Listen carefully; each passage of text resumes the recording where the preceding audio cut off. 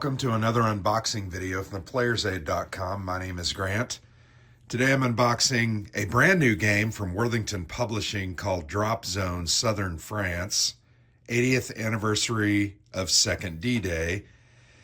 So if you didn't know, and I think many of you do if you watch the channel, the Second D-Day was basically, I think it was in August of 1944, and it was titled Operation Dragoon, August 15th, and they dropped into southern France. But Dan Forney is the designer, and Dan has done a series of kind of small operational hex encounter war games. The first one was called Battle of the Bulge. We loved that game. It was great. Played in about 2 hours. Custom dice, very, very fun, light rules. The second game was D-Day to the Rhine. We did not get to play that one. That was a regret of mine. One day we'll get back and play it. But he now came out with this new design, and it uses some of the similar concepts, custom dice, hex encounter, operational war game, but does have some unique and interesting aspects.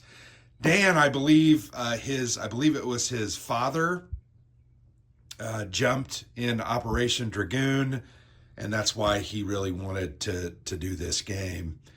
The game's brand new. It actually started with GMT Games. This was on their P500 maybe, 3 or 4 years ago, maybe 4 years ago. It didn't get enough orders, and they decided to release it back to him. He then met with Worthington. They agreed to publish it, and here we are today. In typical Worthington fashion, really nice presentation, great box, great components. They do a good job in production, and then most of their games are very, very fun and playable as well. So once again, Drop Zone Southern France. Sorry I yawned, it's very early. You get a couple books, 2 rule books, which is always nice. I'll put that one aside because when Alexander and I play this 2-player, and I believe this one is 1 to 4 player, we're able to have our own copy of the rule book. The rule book checks in at 10 pages. There's a glossary on the back, which is nice. I think it has a couple of scenarios. There's a look at the combat dice. It does have custom combat dice. There are initiative markers. There's some of the counters. I think the counters look really cool. I love the colors and the layout.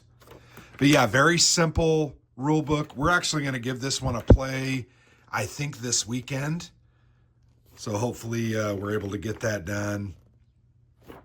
But yeah, very simple rule book. There are 2 of them. There's also a historical summary,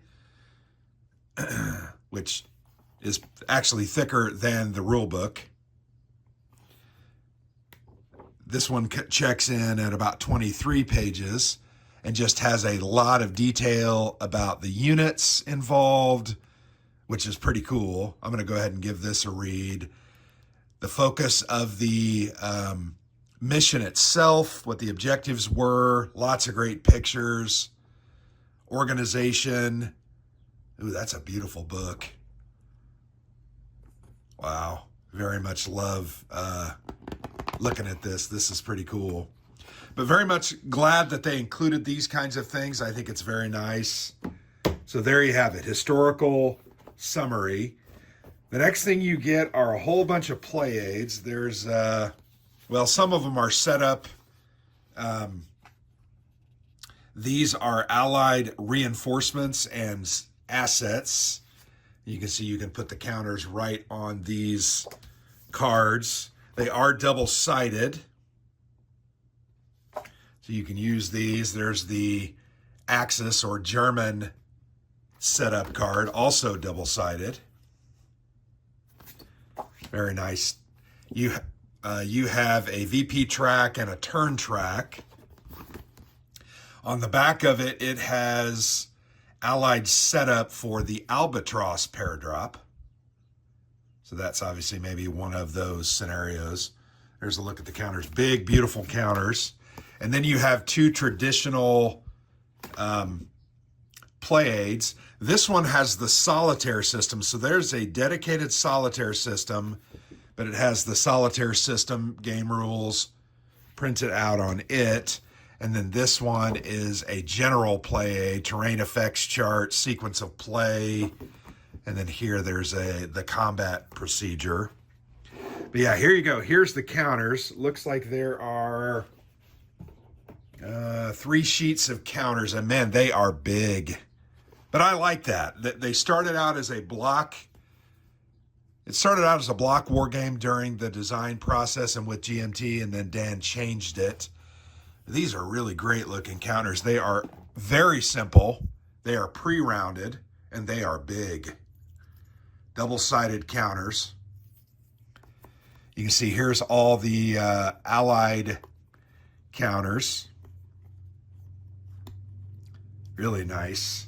And then here are the German counters. One Allied counter that's kind of hanging over it. Double-sided. They look to be very well struck as well. Centered, clean and clear, no smudges. These are static garrisons, I think, if I remember correctly. I did an interview with Dan on the blog. And this is the 3rd sheet, bunch of administrative markers. These are assets. You can see the NATO symbols, artillery, those kinds of things, aircraft, and you're going to use those as part of the combat. So very nice looking counters. Let's go ahead and get the box is a little tight. I was trying to take the board out the other day, and it's very, very tight. But the board is mounted, and it is huge. Let's go ahead and get this open. I'm trying to be careful. Wow, it's a big board. Big board. Big board alert, big board alert. I'm going to go ahead and move it up there so you can kind of get a look at the bottom. Actually, I think this is the orientation that you're supposed to have.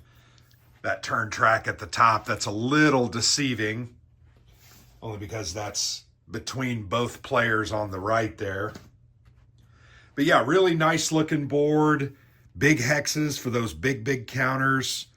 There's a red line, probably a split between the different forces. You can see the cities, red hexes with stars. These are probably objective and VP. These have 1s. Really clear rivers and roads. This is a really nice, very simple, but a nice looking map. I'm going to move over to the right here. You can see you've got a VP track, kind of a general records track. You've got the turn track, and then here you've got turn order. Yeah, very functional. You've got direction in the upper right for the paradrops. So I think you're probably going to roll, and then they're going to go in one of those directions as a scatter effect. So yeah, nice looking board. Worthington does a great job with these inserted plastic trays. These are going to hold all of the counters, and then you've got your dice and some other elements in here. It has a plastic lid. I'm going to go ahead and take that out. Very lightweight, but sturdy. You take that off, has a see-through lid. And then the dice they're a custom dice with a red and a white 6-sider, and they are sealed for freshness. My one thing I love or a weakness I have is custom dice. Always fun. So you're going to roll these. They have different symbols. There's the French resistance symbol. There's a paradrop, airborne symbol. You also have infantry and armor. Well, actually, you just have armor. No infantry symbol. But that's the German dice, and then here are the Allied dice. They are blue. So yeah, there's infantry symbols, armor.